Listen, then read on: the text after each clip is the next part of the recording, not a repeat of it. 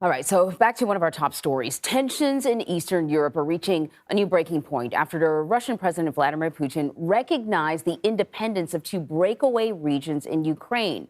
The U.S. is responding with new sanctions. So for more analysis on this, we want to bring in Ian Bremmer. He is the president of Eurasia Group and GZERO Media. Ian, very happy to have you here. Looking forward to talking to you about this. So yesterday we heard from Vladimir Putin. We don't hear much. And often the question that I'm asking experts is, what is he thinking? So we gained a little more insight. He announced that he was going to recognize these separatist regions. And he essentially sort of blamed the U.S. for almost kind of forcing European countries into taking on an anti-Russian policy or stance. Tell me now, I ask you to get into his head. What's the chess move here? Why is he choosing to sort of publicly recognize these separatist regions now? Well, I think Putin has believed that this is the best position in terms of energy leverage over Europe that he's ever going to have. They've expanded their exposure to Russia dramatically in the last year, but now they're increasingly moving towards renewables. And of course, it's the dead of winter. So from that perspective, he thought he had influence in terms of an older and what he thought weaker Biden that was focused more on China, more on Asia, had left Afghanistan. It was kind of symbolic. The alliance seemed weaker. Merkel was gone, new, weaker, more divided German government. Boris Johnson on the ropes. In France, you've got Macron with an election talking about going his own way, strategic autonomy. It all felt to Putin like this was the time to hit. And yet over the last few months, it hasn't gone that way at all. The American response has been strong. The Allied response has been unified.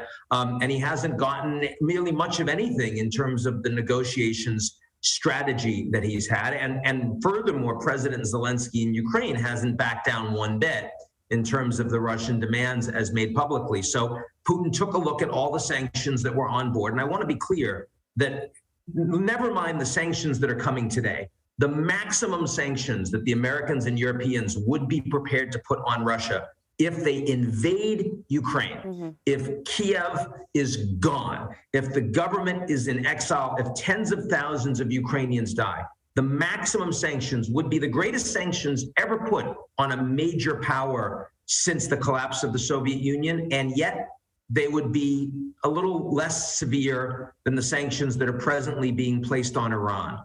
And Putin has taken a look at that and has decided he's prepared to take that hit. And so he's called the bluff, if you will, or called the game of the Americans and the Europeans, and he's taken a significant initial move. And it's inconceivable to me that he just stops here because the $10 billion Nord Stream pipeline, it's just not worth losing that to occupy territory that you already fundamentally had. So, you know, with each move we hear from whether it's, Americans or NATO representative, that they still want diplomacy, that they're still pursuing diplomacy, that there's still a chance. At this point, I don't know if you could put a percentage, a number on it. What's the chance that diplomacy works here? Close to zero. I think that the real question is, can you still even have diplomacy? You'll remember that the idea floated by President Macron that Putin and Biden should meet, Putin said it was premature. Biden said he's prepared to meet, but not if they invade. If they invade, it's off.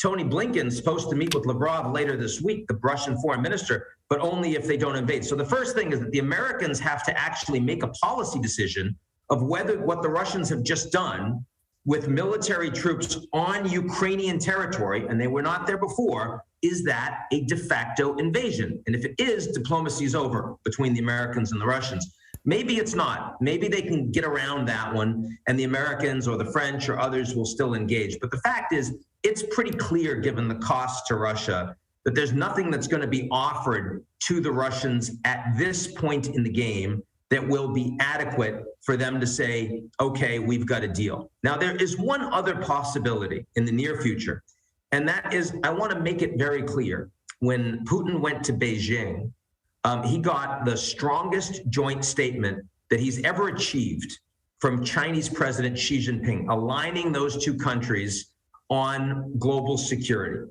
But since then, President Xi has made very clear that he wants a negotiated path forward. He wants the Minsk agreements to be the way forward. He recognizes Ukrainian territorial integrity. And President Putin has just slapped in the face his most important international partner. And we haven't heard yet a response from the Chinese, a very strong response from Xi Jinping that seriously opposes the moves that Putin has made would make a diplomatic settlement much more likely. We have not seen that yet, but I would hold out some hope for that. That is fascinating. In fact, that was going to be sort of my next question, so I'm glad you answered it. I'm going to squeeze in one more question while I have you. The Eurasia Group puts out a list every year of geopolitical risks. You had Russia 5th on that list. Is Russia still 5th on that list? Oh, it's clearly going up. I mean, it's the highest it's been on the list, number 5 in a long time. But I mean, we're in some of the worst case scenario that you could imagine. This has, negotiations have played out for a long time. The Biden administration has done a pretty good job in building a strong alliance in the Russian, which made it more likely that diplomacy would succeed. But it also meant that if diplomacy didn't succeed, the likelihood of severe escalation is greater. And we are very unfortunately in that latter scenario right now.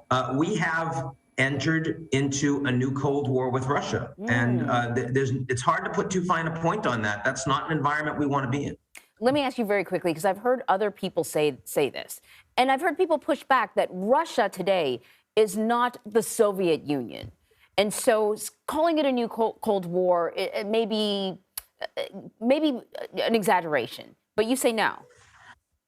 Well, I think that it's different. There are two ways that the second Cold War is different from the first Cold War. First of all, its economy is smaller. It's not a global power. So it doesn't affect American, sort of relations in Asia, for example, Latin America, for example. The Soviet Cold War with the Americans was a global Cold War. That's the good news. The bad news is we don't have any of the institutional architecture that created guardrails on the relationship. The bad news is that the Russians are not only at military parity with the Americans in terms of their strategic nuclear forces, but they're also at parity in terms of cyber capabilities. And that is an asymmetrical capability that the Russians have that we don't really have any deterrence over. Remember, when Biden met with Putin in Geneva back in June, Biden told Putin that these cyber attacks were a red line back when the Russians attacked Colonial Pipeline. The Russians backed off over the last few months. They're not going to back off once we put more sanctions on them. They're right back in it. That's a much more dangerous environment than we were in pre-1991. Ian Bremmer, fascinating. Thank you so much. Sure.